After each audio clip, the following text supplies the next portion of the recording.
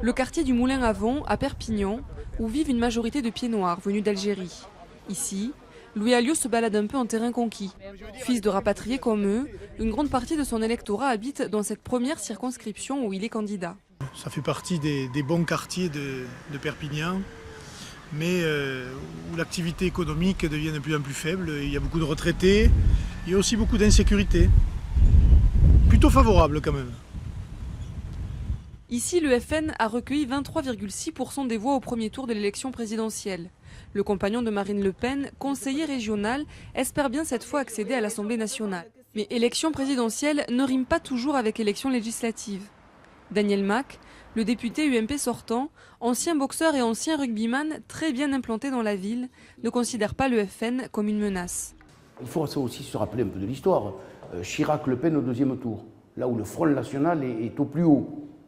À Lyon, le même candidat n'est pas au deuxième tour.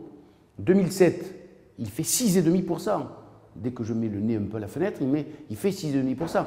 Pour la première fois, cette année, Daniel Mac devra faire campagne sous une présidence socialiste. À Perpignan, depuis 1997, le PS n'a jamais été au second tour des législatives. Mais après la présidentielle, tout semble aujourd'hui possible. Le vice-président du conseil régional a conduit la campagne de François Hollande pendant près de 6 mois. Aujourd'hui, candidat aux législatives, il espère bien profiter de cette vague rose. François Hollande est arrivé en tête du premier tour sur cette circonscription.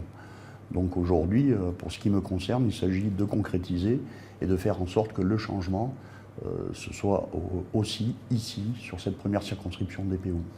À 15 jours du premier tour, chaque candidat envisage son scénario idéal. Pour Louis Alliot, ce sera la triangulaire. Il y a 3 grandes masses dans cette circonscription.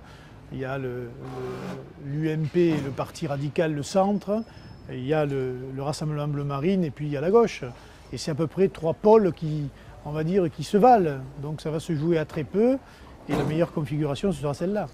Pour être au second tour, le FN devra comptabiliser 12,5% des inscrits. Un scénario plausible. En tout cas, le FN mise beaucoup sur Louis Alliot. Marine Le Pen a déjà annoncé que l'un de ses derniers meetings se tiendrait à Perpignan le 6 juin.